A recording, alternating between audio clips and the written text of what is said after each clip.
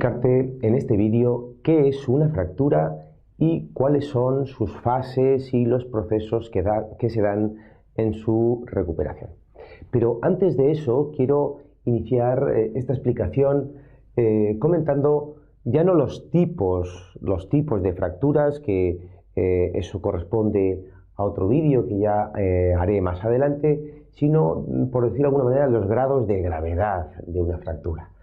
Tendríamos, para empezar, en el extremo más grave, una fractura abierta. Como veis, el hueso ha roto la piel y se ha salido, ha atravesado la piel. Ha sido una rotura tan fuerte que se han separado por completo los huesos, rompiendo la piel y saliendo hacia el exterior. Son las más graves, requieren, por supuesto, de cirugía, fijación con una placa, etcétera, y pueden dar muchos problemas de infecciones y demás. Tenemos un segundo grado de gravedad, que es una fractura cerrada, ¿vale? Todavía no ha sido tan grave como para abrirse la piel, pero sí con desplazamiento, ¿vale? Estas pueden requerir frecuentemente de una cirugía para fijar y volver a colocar los huesos en su posición y así ayudar a una consolidación más normal, más cercana al hueso original. Tenemos un tercer tipo de fractura en el que no hay desplazamiento. Es una fractura que todavía no está inestabilizada, pero vamos a decir que no sabemos si es una fractura completa. Es decir, puede que queden pequeños trozos de la cortical aquí, ¿sí? O aquí, o pequeñas zonas del hueso que estabilizan esa fractura y hacen que todavía eso, aunque lo quieras mover, no se mueva, porque es como un palo que lo has partido, pero bueno, quedan unas zonas que no se han roto del todo y el palo es estable. Tú puedes menearlo y no se va a separar, ¿vale? Esto ya explicaré luego por qué tiene desde mi punto de vista, su importancia.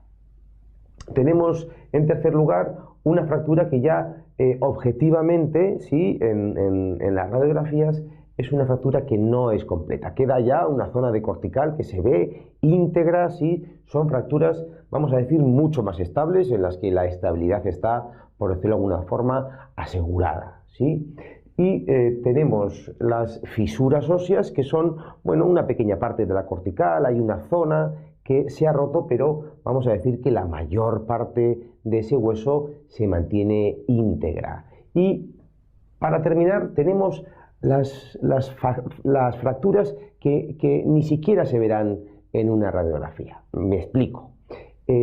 Una persona que se tuerce el tobillo, le hacen una radiografía y el peroné está íntegro. En las placas el peroné no tiene ningún tipo de imagen visible de fractura o de fisura. Sin embargo, un hueso tiene una estructura interna trabecular, es una formación de columnas internas y huecos como un queso de Gruyère, que son los que hacen que el hueso pueda ser a la vez duro y a la vez ligero.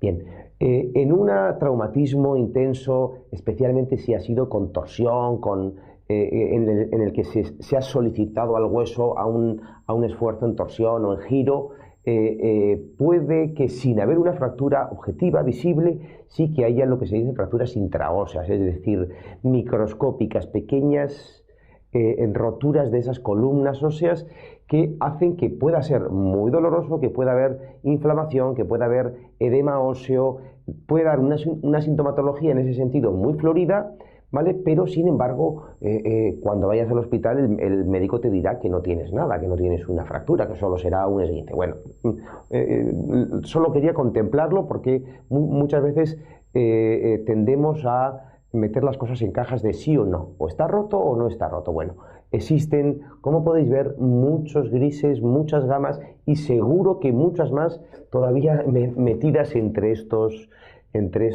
6 patrones que yo os he explicado. Vale, partiendo de este principio de los tipos de gravedad, os quiero explicar ahora cuáles son las fases básicas, muy por encima, que se dan en la recuperación de una fractura.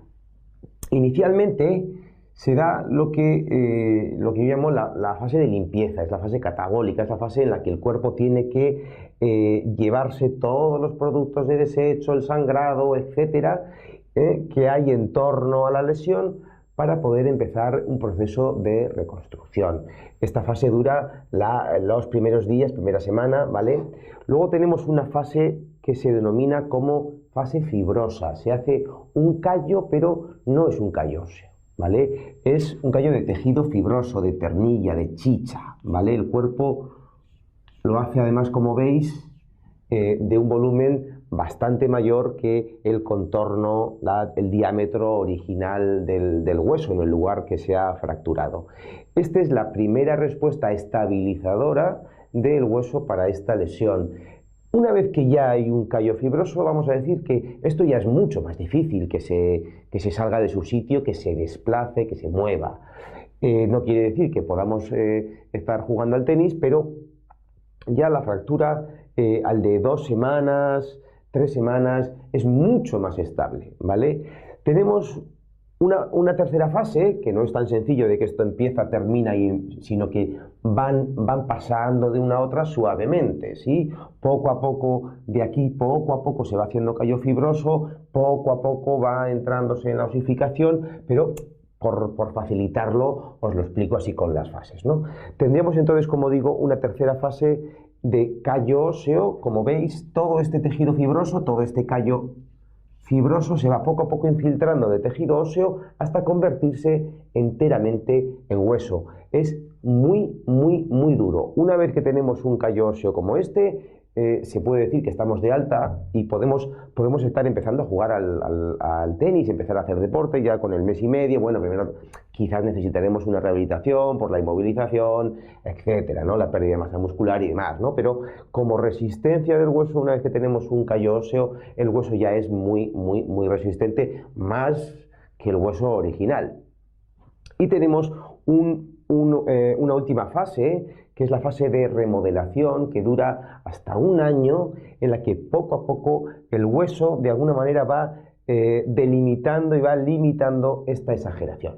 De alguna forma es como que le han hecho daño, se refuerza, se pone 1000 murallas para que no le vuelvan a dañar, pero poco a poco va diciendo, bueno, vale, no es para tanto, y va quitando, y si fuéramos haciendo radiografías mes a mes, se iría viendo cómo poco a poco ese hueso va teniendo menos callo, hasta adquirir un aspecto prácticamente normal o incluso totalmente normal, que nadie distinguiría la fractura o el lugar donde se ha dado la fractura. Sin embargo, si pudiéramos mirarlo microscópicamente, lo distinguiríamos como una zona de hueso más densa, más fuerte. Es decir, si te pasa una pisonadora por encima, el último hueso que se te romperá, o el último sitio por el que se te romperá un hueso, será justamente por aquel por el que te lo rompiste, porque va a ser más resistente, va a tener una densidad ósea mayor.